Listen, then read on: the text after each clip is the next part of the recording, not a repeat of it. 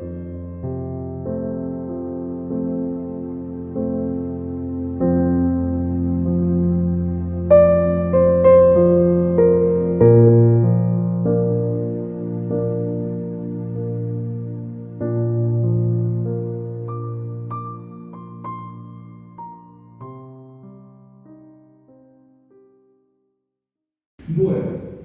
anunciando el Evangelio de las inescrutables riquezas de Cristo, perfeccionamos a los santos para la obra del ministerio.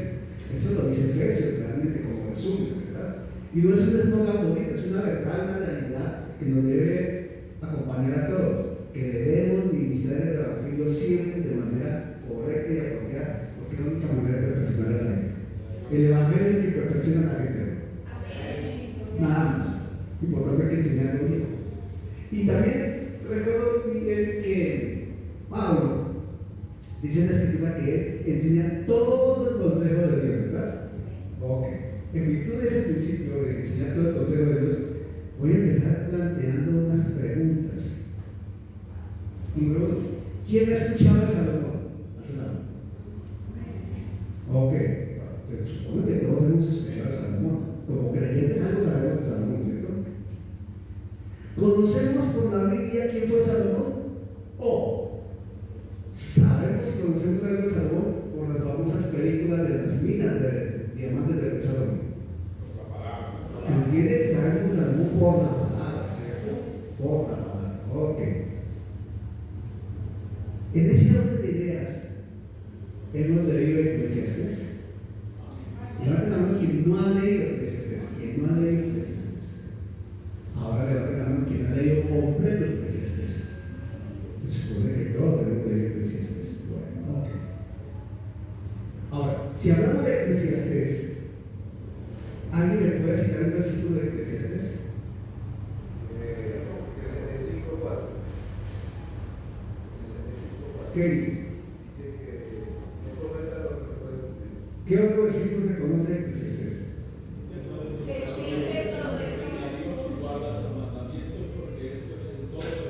Amén. Y hay otro versículo muy famoso de Eclesiastés, si no estoy mal. ¿Todo tiene ese tiempo bajo él? Sí. Ok.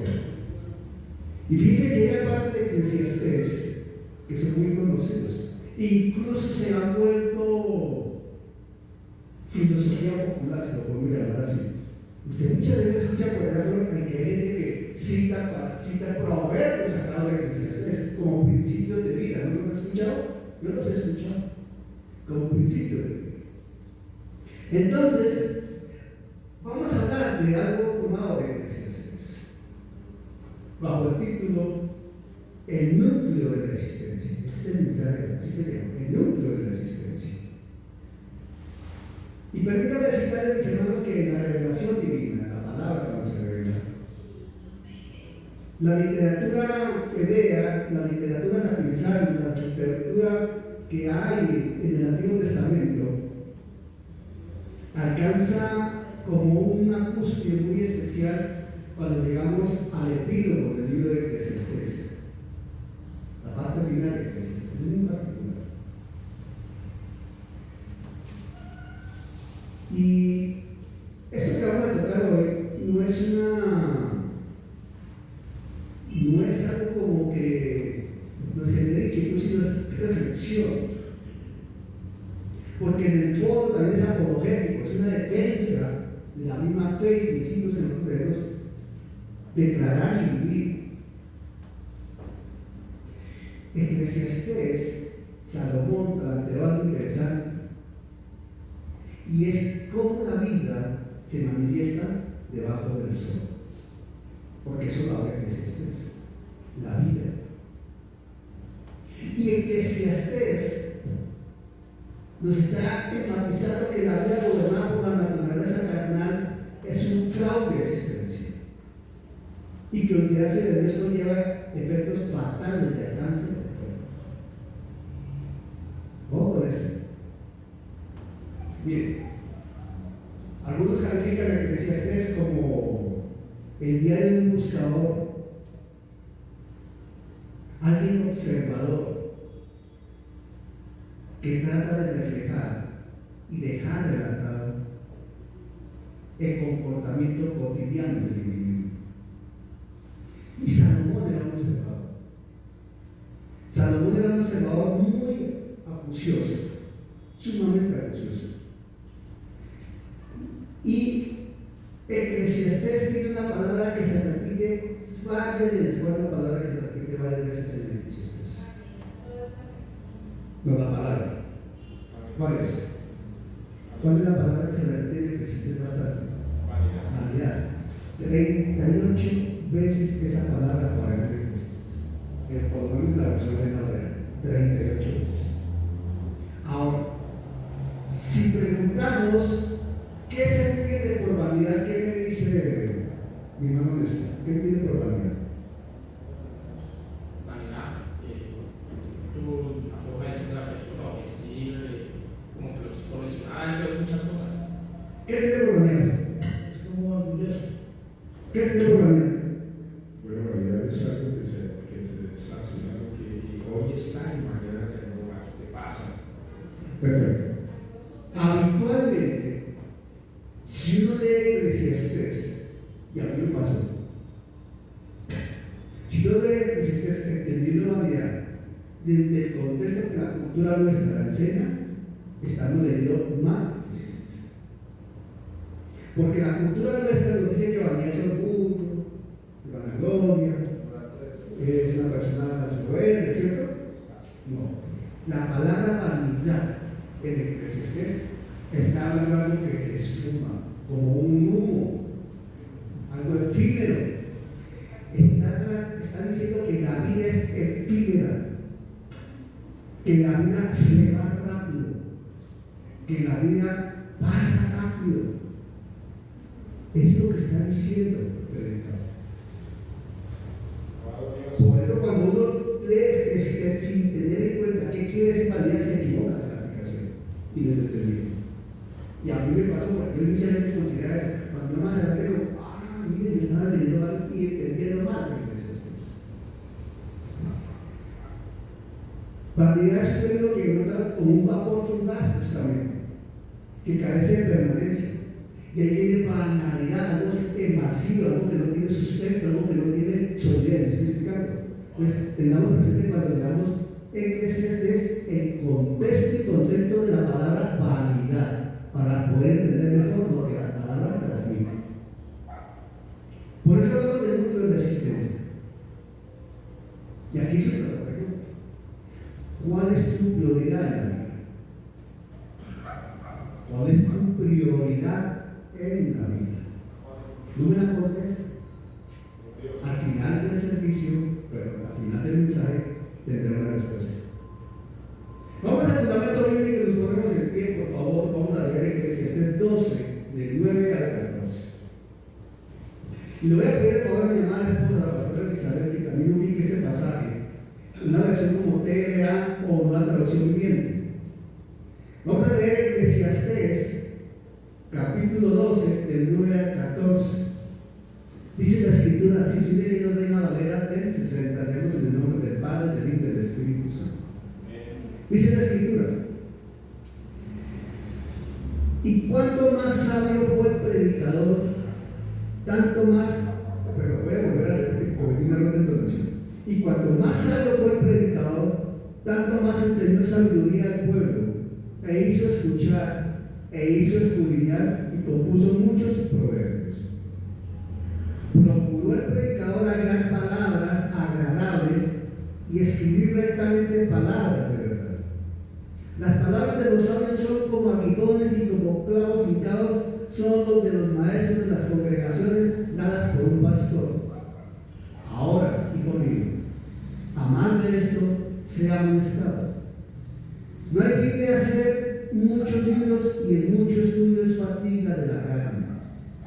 El fin de todo el discurso oído es este: teme a Dios y guarda sus mandamientos, porque esto es el todo del hombre.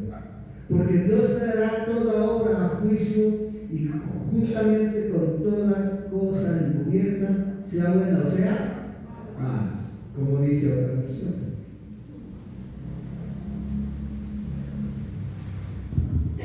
Amén. En traducción lenguaje actual Eclesiastés 12:9 dice: entre otras cosas, el predicador se dedicó a enseñar a otros todo lo que sabía.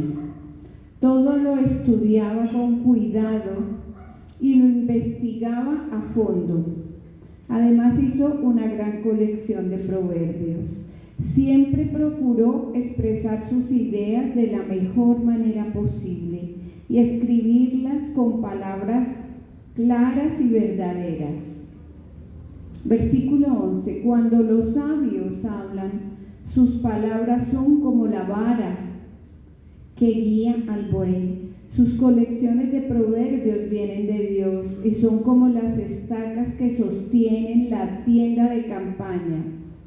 Pero yo les recomiendo a los jóvenes tener presente esto. Ponerse a escribir muchos libros es cuento de nunca acabar. Ponerse a leerlos es un trabajo muy agotador. Puedo terminar este libro diciendo que ya todo está dicho. Todo lo que debemos hacer es alabar a Dios y obedecerlo.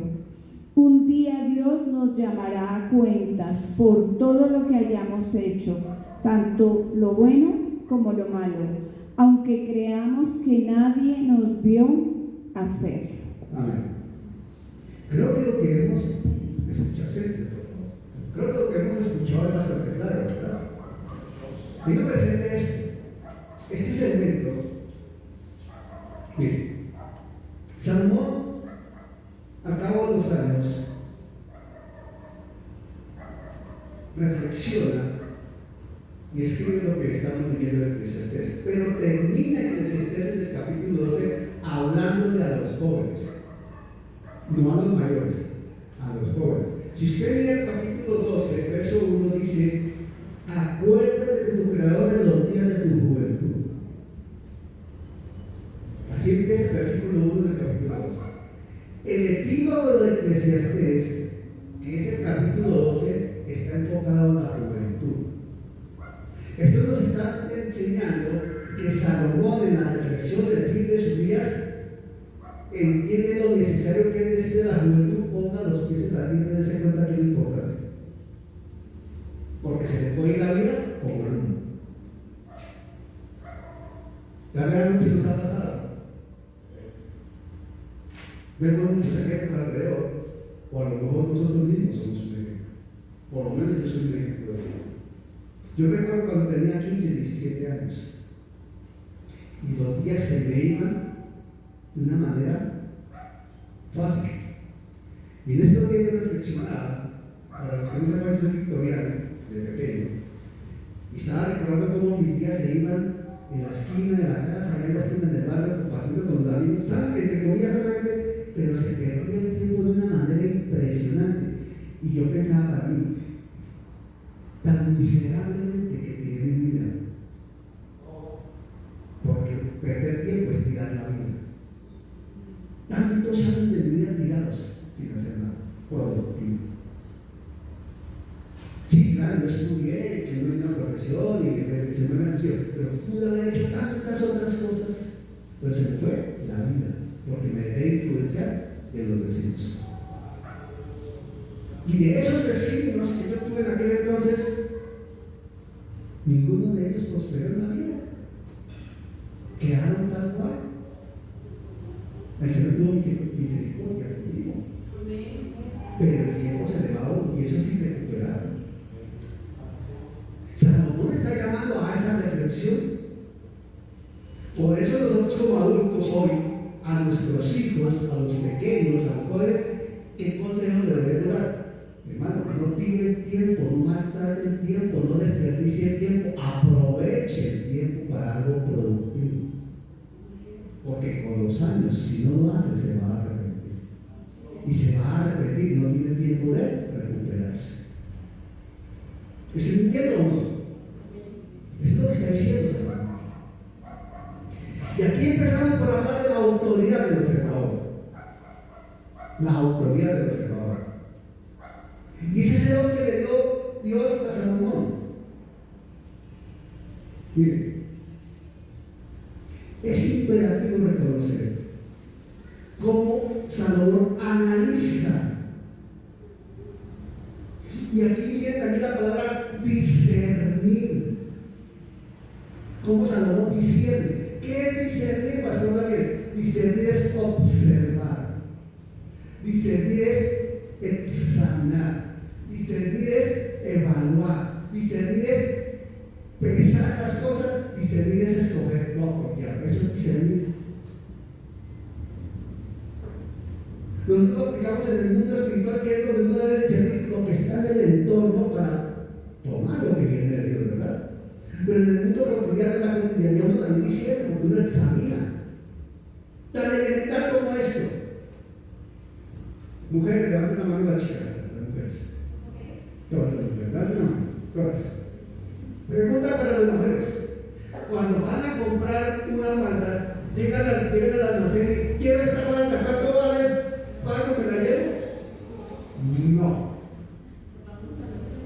¿Qué hace normalmente? Examina una, examina dos, examina tres, examina 4, 5, 6, 7, 8, 9, 10, 11, 12 y después se dice 7, 14, 15, 16, de alguien y escoge. Está discerniendo, está escogiendo, está evaluando, está revisando hasta que escoge una. Si escoge esa, que la termina comprando, ¿sí o no? Eso es discernir. Si ven que la vida cotidiana nosotros lo hacemos, o cuando vamos a comprar algo en el mercado, compramos lo primero que yo quiero tomates, denme esos tomates, ¿cuánto me pagan? ¿Así nomás? No, uno escoge, revisa, pregunta el precio, ¿cuánto? 5,000. ¡Ay! 5,000. Ah, me dijo 3,000, ¿cierto? Y uno negocia, ¿cierto? Eso es discernir, la vida cotidiana. ¿Y cómo lo aplica uno la vida cotidiana? Y Salomón tenía un don de Dios para observar. Y recordemos que Salomón tuvo una bendición especial de Dios. Salomón no le pidió riquezas a Dios. Salomón le pidió sabiduría a Dios para poder dirigir a su pueblo, ¿verdad? Y en 1 Reyes 3:12, miren lo que dice el Señor. En 1 Reyes 3:12, ¿cómo Dios dotó a Salomón? Van a entender al final por qué esto. He aquí, sí, 1 Reyes 3:12. He aquí lo he hecho conforme a tus palabras. Salomón ya le ha pedido sabiduría, ¿sí? He aquí que te he dado corazón sabio y entendido. Mire, te he dado corazón sabio y entendido. ¿Sí lo cumplió? Búscalo en una versión, mira cómo la amplía la idea. He aquí lo he hecho conforme a tus palabras. He aquí que te he dado corazón sabio y entendido. Tanto que no ha habido antes de ti otro como tú, y después de ti se levantará otro como tú. Eso está en 1 Reyes 3:12. La sabiduría de Salomón es única en el género humano. Ojo con eso, única. Él lo dice, tanto que no ha habido antes de ti otro como tú. Y Moisés era sabio. Moisés los antiguos eran, los hombres de Dios eran hombres dotados de sabiduría también. Abraham lo era, pero aquí el Señor dice, con Salomón dice que no ha habido alguien antes como tú, ni habrá después otro como tú. El único que se exceptúa nacido de mujer se llama Jesucristo, nadie más. ¿Ustedes explican cómo dice la versión? 1 Reyes 3:12. Esto es importante, porque estoy diciendo esto, es muy importante para entender lo que hablaba. 1 Reyes 3:12. En Nueva Traducción Viviente, 1 Reyes 3:12, te concederé lo que me has pedido, te daré un corazón sabio y comprensivo, como nadie nunca ha tenido ni jamás tendrá. Eso está claro, ¿cierto? Única la sabiduría y el entendimiento que dio Dios a Salomón. Ahora, esa sabiduría que Dios le otorgó a Salomón de gracia. Cuando Salomón llegó al Señor a pedirle sabiduría, créanme que lo hizo con total y absoluta honestidad. Salomón sabía la tarea tan complicada que tenía por delante para dirigir el pueblo de Israel.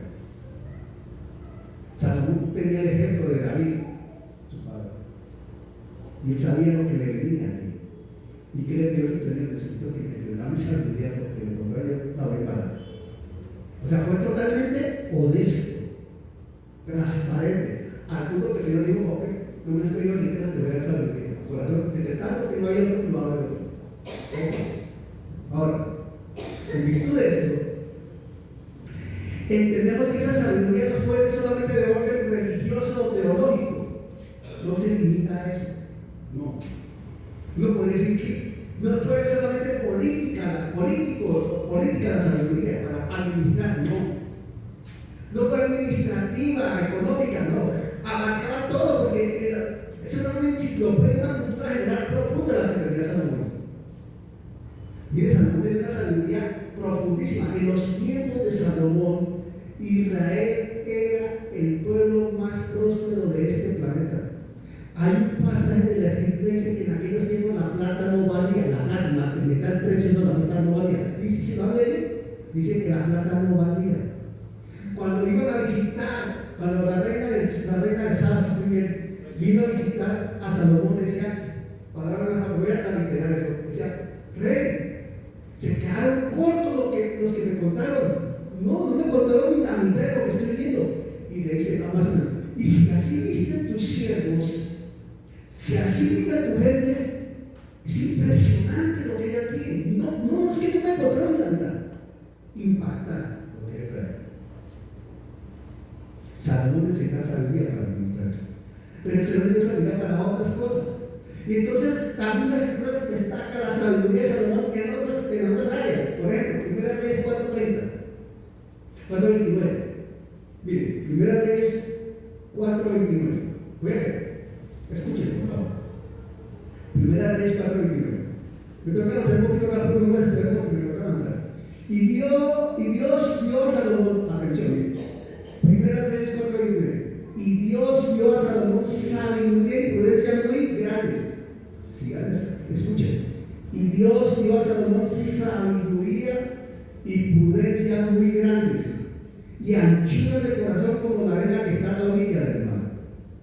Era mayor la sabiduría de Salomón que la de todos los orientales y que toda la sabiduría de los egipcios.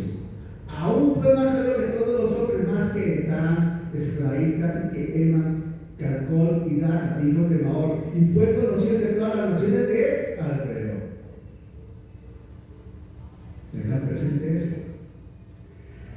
La capacidad de Salomón de disertación abarca múltiples disciplinas del saber humano: literatura y ética. Literatura y ética. Dice que compuso más de 3.000 proverbios y sus carreras fueron 1.005. Eso dice la Escritura. Ciencia natural, de botánica y zoología. Disertó sobre la flora, desde el cerdo, del hígado hasta el hisopo que nace en la pared, y sobre la fauna, analizando los animales, las aves, los reptiles, los peces. Eso está en 1 Reyes 4:23. E indiscutiblemente también observó una conducta social en lo grupal e individual. Siendo complejo que era la sabiduría de Salomón, algo impresionante. Al haber recibido este don priorizado sobre el conocimiento, el discernimiento de estas cosas, Salomón exploró cada rincón de la creación y la cultura que le rodea. Por tanto, atención, por favor, atención. Miren, analice todo lo que he hecho para llegar a eso. Por tanto, cuando Salomón concluye que todo es vanidad, si se excluye a Dios, lo hace desde la cima del logro humano.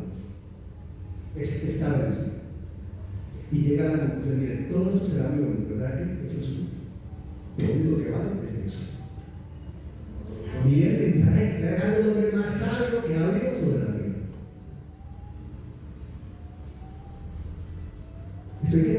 Hay que cogerlo con pinzas. Miren, atentos. Voy a leer como esto. Si el hombre más sabio, con acceso a todo el conocimiento científico y cultural de su era, de su tiempo, afirma que olvidarse de Dios es fatal, el lector, nosotros debemos entender que no existe alternativa intelectual válida fuera de esa verdad. Lo importante se llama Dios. desprendido de la conclusión, se desprende de la conclusión del hombre más sabio que ha habido sobre la tierra. Ahora,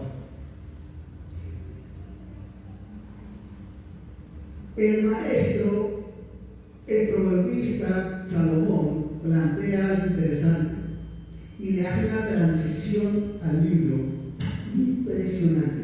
Cuando uno viene leyendo el libro de Eclesiastés y cae el capítulo 12, como que uno dice, ¿qué pasó aquí? Hay una transición para llegar a una conclusión, para llegar a esa conclusión.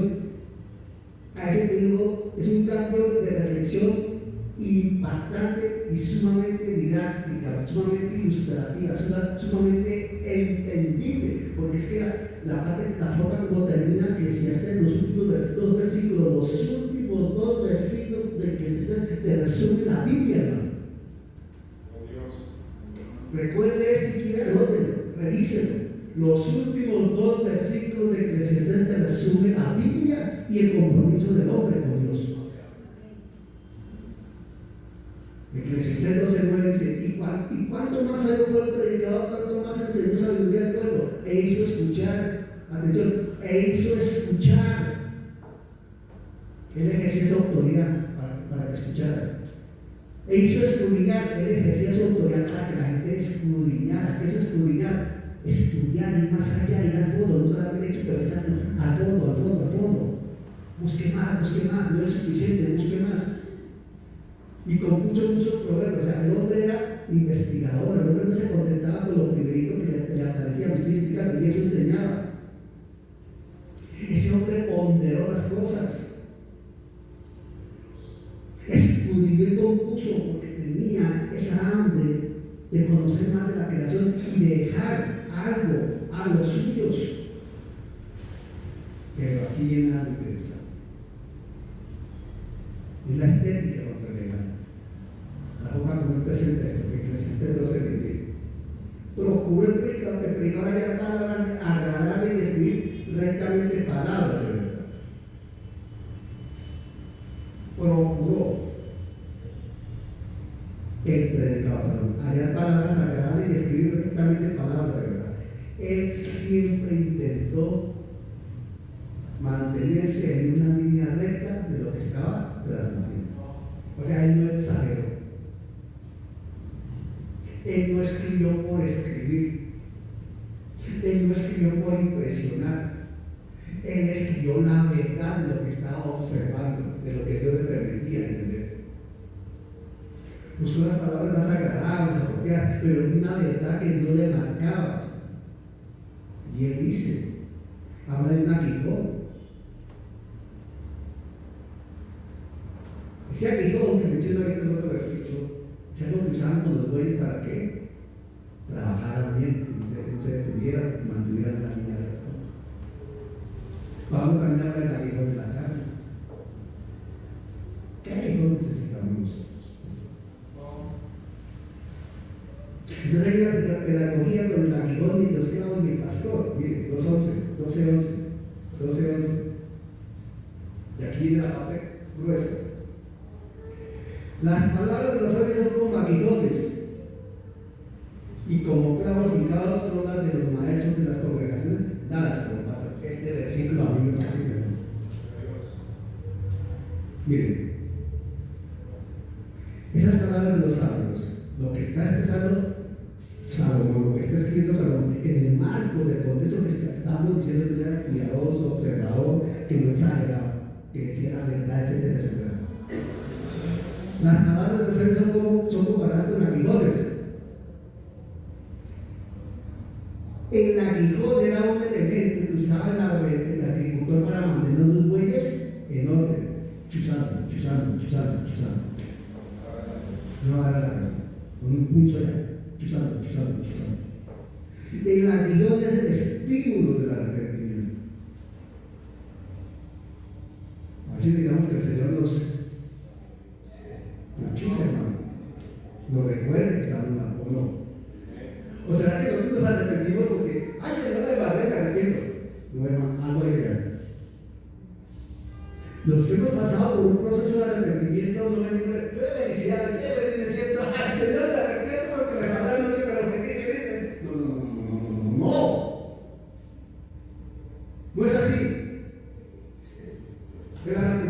surge cuando uno realmente tiene una construcción acá adentro, porque el Espíritu Santo le está diciendo: la embarraste, ¿qué hiciste? Y llega uno y dice: Señor, estoy acá tratando de Señor, ¿cómo fui a hacer eso? No, de una mierda. Y termina tal vez arrodillado y llorando. Me estoy explicando. Entonces es como un aguijón que está ahí, hermano, que le dice a uno: estás haciendo mal, ¿qué te está pasando con tu señora? Pilas, hombre. Y dice: no, sí. O le dice a la dama: ¿por qué se pone así con su esposo? Tampoco se trata de eso. Y ella: ay, sí, señor. O no. Es como un aguijón que está pujando, hermano. El aguijón es el estímulo del arrepentimiento. Es como un elemento que lo hiere a uno en el alma. Nos despierta. Nos despierta ese recargo emocional que a veces tenemos, materialista que a veces tenemos, y se tiene que poner su aguijón ahí para que no, y de ahí sí, despiértate tú que estás dormido. Entonces, cuando alguien está dormido,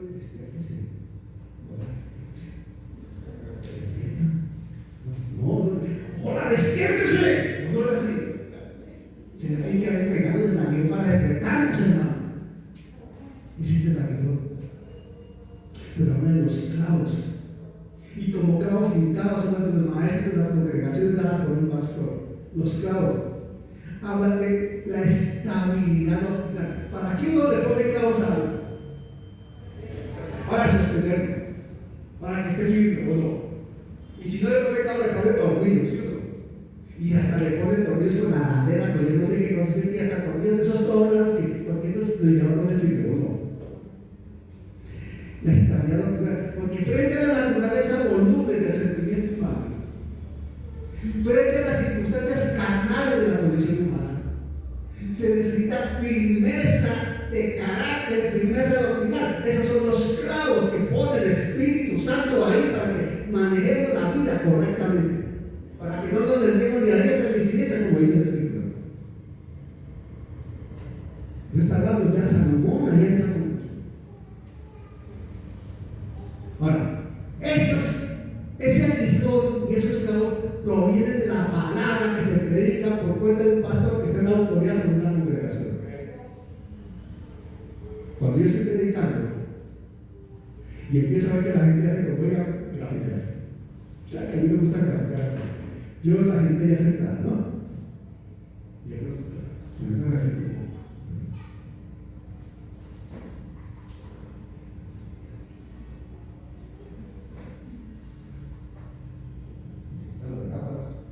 y se mueven y no sé, no hables más duro, no hables más duro, porque sé que la palabra esa clase que no la hay. Ah, no, pero si la persona está allá, amén, amén, amén, gloria a Dios. Eso no es conmigo, hermano, porque yo no estoy predicando prosperidad. Lo lamento mucho. Cuando tú predicas la verdad del Evangelio, la palabra es como una espada de doble filo que penetra hasta lo más profundo, y cuando la espada de doble filo penetra hasta lo más profundo, yo no creo que haya felicidad. Es como ese aguijón que lo está despertando a uno. Por eso la gente se incomoda, se molesta y sale ofendida por el predicador, por el pastor, y va a hablar problemas sobre el pastor. Pero ese Espíritu es lo que le está diciendo: debes corregirte o debes corregirte. De eso está hablando aquí, ¿sabes? Esa banalidad de la vida que nos lleva muchas veces a creer que si el pastor no habla cosas bonitas y me hace sentir bien, entonces el Espíritu Santo no está ahí. ¿Tú qué quieres? ¿Que te mienta, infamemente te mienta haciéndote sentir bien, o que te hiera diciéndote la verdad porque no vamos parecidos los dos? ¿Qué prefieres? Por cuenta nuestra, van a escuchar la verdad. Van a escuchar la verdad, sí. Entonces lo que está diciendo aquí Salomón, cuando habla de pastor que predica, está hablando de ese Cristo vivo, de ese Mesías anunciado, de ese descendiente de David, del hijo de David que un día iba a venir a redimir al mundo. Está hablando del verbo de Dios, de la palabra viva, del poder creador de Dios, de Jesucristo, que es el príncipe de los pastores, la cabeza de la iglesia, que está profetizando hacia Cristo. Hoy nos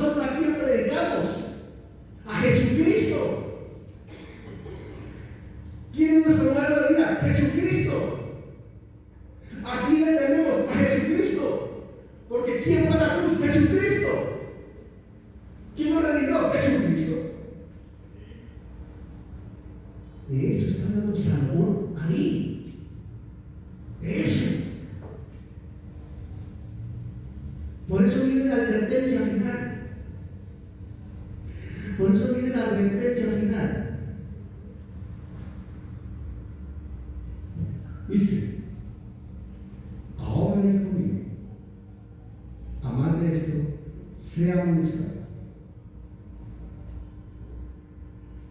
No hay fin de hacer muchos libros y en muchos estudios fatiga de la carne. Me paro ahí un segundo. Algunos han tomado este versículo para decir, ¿sí? ¿Se da cuenta? Porque hay que estudiar. Ahí no dice. Aquí dice. Mire, vea. Ahora cuando mire que el Señor trata de decir, mire, amad de esto, no hay fin de hacer muchos libros y en muchos estudios fatiga la carne. Sí, en muchos estudios fatiga la carne. Muchos estudiantes, no es por ahí. Lo que está hablando Salomón ahí cuando toca ese tema, hablando de vanidad, es que la gente, el hombre, su naturaleza humana, se embarca en contextos y principios humanos de querer tener más conocimiento, de querer tener más reconocimiento, de querer tener mayores logros académicos, pero todo eso apunta de qué? De olvidarse de Dios. Mi esposa, con el respeto, es más preparada que un juez. Tiene 4 títulos universitarios de superior, si usted no lo sabe. Su pastora es enfermera superior, es médica general, es tecnóloga en saneamiento ambiental y tiene una especialización en gerencia. Adicional, todos los seminarios que ha asistido, los diplomados que ha tomado, los cursos que ha hecho con INCONTE, la cantidad de cosas para concurso. Pero ella un día como una decisión. Digo, no estudio más. ¿Qué más? Voy a dedicar a las cosas del Señor. Voy a dedicar a servir al Señor. Y a estudiar lo que corresponde a la palabra del Señor. Ya lo ya quedó. Pero me consta, porque es que conozco gente que se apoya a la edad de ella y que aún con más edad, hay gente que tiene 2 carreras, tiene 3 especializaciones, 4 posgrados, 45 diplomados, 62 en maestrías, una que quiere seguir estudiando. Eso está mal, no está mal. Pero su vida personal, ¿cómo está? Su vida conyugal, ¿en qué se encuentra? Su vida familiar, ¿cómo se presenta? ¿Hacia dónde está su eternidad? Y les preguntan por dicen, no, yo soy ateo, no, dicen. De eso está hablando Salomón en ese versículo. Ahora, si tú crees en Cristo, eso es Cristo, ¿verdad? ¿Quieres seguir estudiando para lograr el nombre del Señor? Hágale, hermano, que el Señor lo va a llevar hasta donde uno no sabe dónde va a llegar. Hasta premio no le puede llegar a hacer. Gloria a Dios, es así. Pero cuando el marco de referencia se llama Jesucristo y la guía es el Espíritu Santo. Marco una diferencia absoluta. Lo estoy explicando. Ahora hijo mío, amad de esto, sea donde estaba. No hay fin de hacer muchos libros y muchos estudios fácil de acá. Pero viene ahora sí. Eso que voy a leer, el fin de todo el discurso oído es este. El fin de todo el discurso oído es este. Mire, léase Eclesiastés desde el versículo 1:1 hasta el 12:12. Usted coge Eclesiastés del versículo 1:1 hasta el 12 y todo eso aquí se lo resume Salomón diciendo: el fin de todo el discurso de Dios es este. Hemos hablado tanto, les he dicho tantas cosas, pero miren, la conclusión es la siguiente: teme a Dios. Amén, Señor. Amén, Señor. Amén. Miren, hermano, ustedes me han escuchado predicar 2 años más o menos. Olvídense de todo lo que les he dicho, pero teman a Dios, hermano. Si hemos logrado que teman a Dios, ya. Okay. No se acuerden de más, sino de temerle a Dios, pero vivan en esa verdad. Temerle a Dios, vivan en esa verdad. Teme a Dios y guarda sus mandamientos, obedece. Amiga, ¿es mucho pedir? No, es el todo del hombre. No es mucho pedir, es el todo de la existencia nuestra. Porque esto es el todo del hombre, dice la Escritura. Entonces a la mujer está diciendo, hermano, no se complica la vida. ¿Temes a Dios? Sí. Guarda sus mandamientos también. Eso es todo lo que tú necesitas. No lo veo muy entusiasmados. Pero la verdad está escrito aquí, hermano. ¿Por qué? Hay un por qué. Salomón no dijo eso por decirlo, por quedar bien, por impresionar. Es que hay una razón de peso, hay un por qué. Y si hay un por qué, entonces hay un argumento que sustenta la afirmación. ¿Me estoy explicando? Ese por qué del verso 14 está sustentando esa conclusión del verso 13. ¿Soy claro o no soy claro? ¿Por qué? Porque Dios traerá toda la obra a juicio. Juntamente con toda cosa que tuviera pensado en esa verdad. Vean, tenga a Dios, obedezca sus mandamientos, pues todo el hombre, porque es que Dios va a llamar a juicio, hermano. Ya.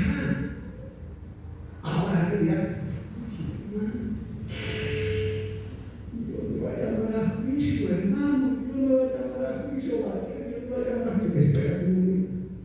Para el carro. Respira profundo y reflexiona. ¿Por qué haces así? ¿Por qué tienes miedo? ¿Acaso te vas a ir para el infierno? No, Dios sabe cuál es el problema.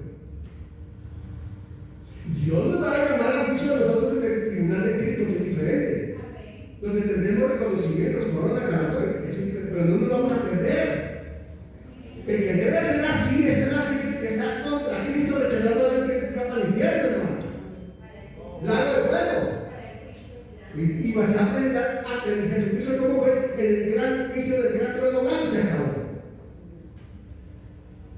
Lo que está diciendo Salomón aquí es que hay una fatalidad absoluta de la autonomía del hombre. Yo soy libre, sí. La autonomía de la carne, la libertad del individuo, el fundamento de los principios universales de los derechos humanos y la constitución política y económica, son libres. Usted es libre, pero no se lo olvide que tiene un Señor. Se llama Jesucristo. Usted, sí somos libres, pero hay unos límites. Pero nuestro Señor sigue siendo Jesucristo. Nuestro Salvador es Jesucristo si lo aceptamos. Y ya eso va con unos parámetros de sujeción y de obediencia. Teme a Dios y guarda sus mandamientos. Entonces, Salomón está diciendo que no se puede uno distraer en la vanidad de la condición del hombre, en lo efímero de la vida, los deseos de la carne, la vanagloria de la vida, los deseos de los ojos, y agregue los deseos del ego. No es que yo quiero escribir 3 libros, yo les pongo que me van a reconocer, entonces tengo portadas de la revista Times, la foto de este paciente allá y el ministro de la Dibujo escribió 3 reglas, ¿qué? No, 3 técnicas para que seas sano. Betser. No, hermano, por ahí no es. Por ahí no es. Teme a Dios y guarda sus mandamientos.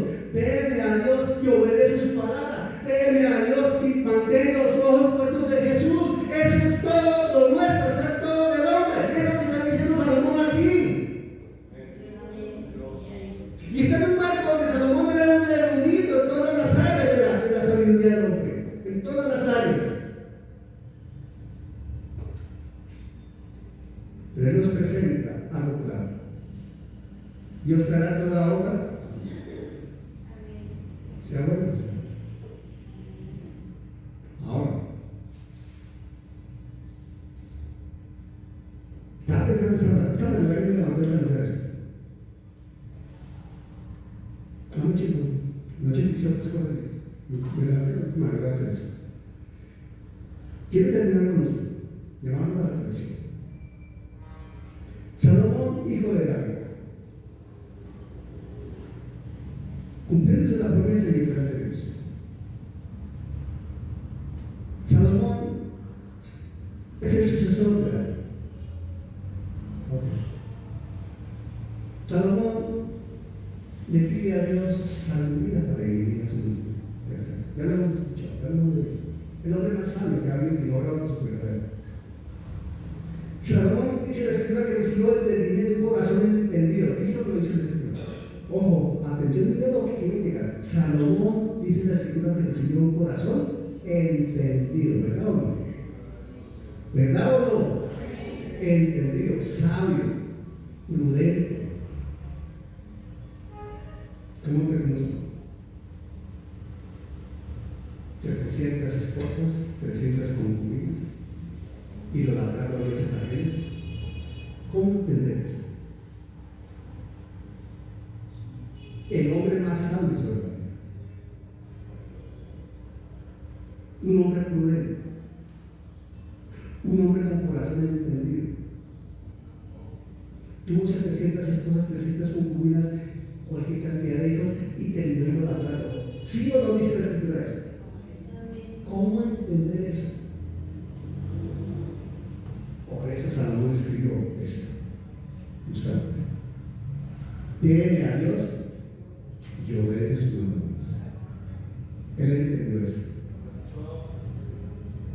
Él entendió eso. Que era el todo del hombre. Él, con toda la sabiduría que Dios le había dado, con todos los aciertos que le dio, se había entendido conmigo. Yo no sé cómo haría con mis mujeres. Calculen 1000 suegras. Ahora tocan 1000 suegros. Y no sé cuántos cuñados. Ya. No, y me enseñaron la situación. Además trajo Dios ante otra oreja. Mucho para conquistar cada día aceptaba un Dios. No, porque eso era así. Y ese hombre se terminó en un tiempo de su vida que se desvió. A pesar de ser sabio, prudente, con corazón entendido, cometió ese error. El hombre más sabio sobre la tierra. Entonces nosotros, ¿será que no somos propensos a caer? Miren la reflexión, ¿no? ¿Será que nosotros no somos propensos a caer? No va. Mire Salomón, el hombre más sabio de la tierra, en lo que terminó. Pero este hombre, en la sabiduría de Dios, en la reflexión que Dios le dio, en el discernimiento que Dios le otorgó, llegó a una conclusión que hoy a nosotros nos aporta. Teme a Dios y guarda sus mandamientos, porque esto es el todo del mundo. Si nosotros nos agregamos a ese versículo, lo aplicamos, vamos bien. Pero si nosotros hacemos oídos sordos, como que no escuchamos, como que el pastor también exagera, como que el hermano Pinto otra vez con sus cuentos ahí, cuidado, hermano, porque de lo que hemos escuchado hoy nos hacemos responsables todos. Yo me hago responsable de lo que he predicado, pero cada uno de ustedes se hace responsable de lo que ha escuchado y cómo lo aplica. Pero Dios mañana nos va a decir, ustedes saben lo que pasó con Salomón. Y Salomón fue clara en su conclusión de vida. La conclusión de vida de Salomón es que todo eso es vanidad. Todo eso es humo. Todo eso es efímero. Eso no tiene sustento. Lo único que nos sostiene, lo único que vale, lo único que prima, lo que realmente hay que poner atención es teme a Dios y guarda sus mandamientos, porque ese es el todo del hombre. Ya se acabó. En eso concluye Salomón después de que su vida fue tan exitosa, tan productiva, tan prolífera, mejor dicho, impresionante, pero llega a una conclusión. Todo eso no vale nada si estoy desobedeciendo a Dios. Pocos amigos, gloria sigan allá trabajando con la espada de doble filo y no los dejen dormir, Padre, hasta que la palabra haga un reto en el corazón, Señor. Aleluya. Amén, gloria a Dios. Voy a invitar a mi hermano Henry que pase por acá. Vamos a ponernos en pie para terminar y orar. Nosotros empezamos antes de que llegara el hermano Henry con el Salmo 23, porque él es el pastor de pastores. ¿Quién es tu pastor? ¿Quién es tu maestro por excelencia? Entonces vamos a estar interpretando ese Salmo 23 de El Señor es mi pastor. Porque si usted entendió su prioridad y mi prioridad es Dios. Su prioridad y mi prioridad es ¿quién? Es Dios. Por eso vamos a cerrar nuestros ojos, a darle gracias a Dios. Y vamos a estar interpretando este coro. Acompáñenme. El Señor es mi pastor.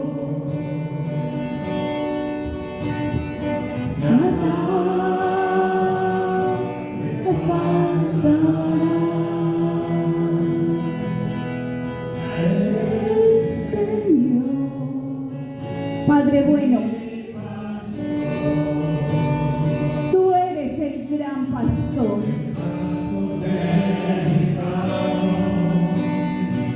Señor, tú estás acá con nosotros. Tú ministras nuestra vida.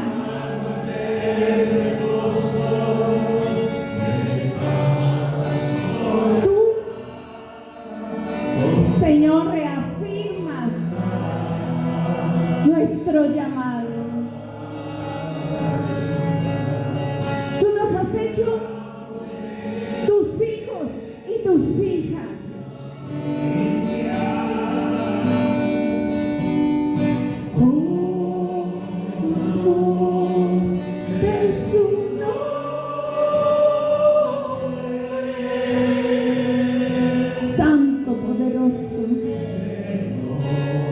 Señor, toma el control.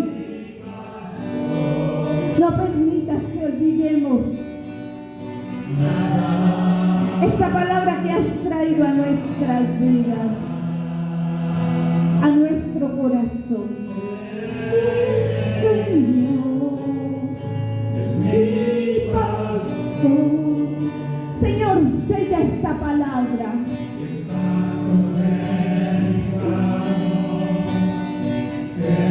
Ayúdanos a descansar en tu palabra, a ser hacedores de tu palabra.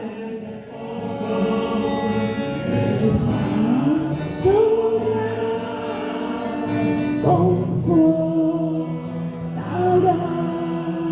mi alma.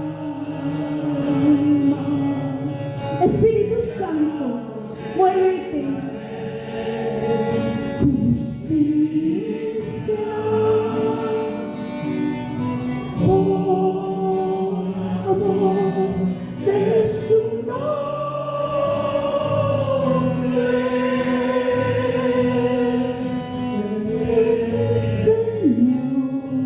Santo poderoso, eres nuestro pastor.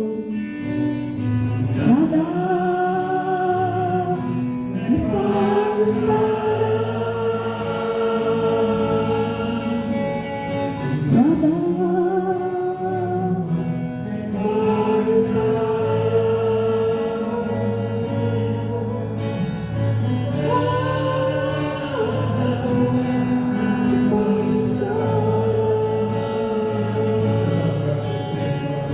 Señor,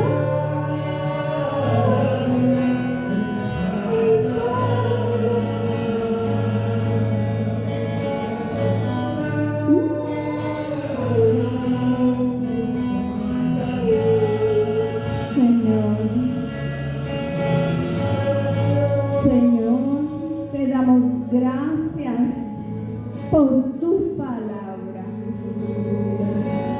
por tu enseñanza en esta mañana, porque ha sido palabra rema, es decir, palabra revelada a nuestra vida, y con tu santa ayuda, porque tú eres el buen pastor, la podremos poner por obra, Señor. No permitas que seamos oidores olvidadizos. Ayúdanos a ser hacedores de tu palabra, porque toda la gloria y la honra es para ti, Padre Celestial. Amén y amén. Por favor.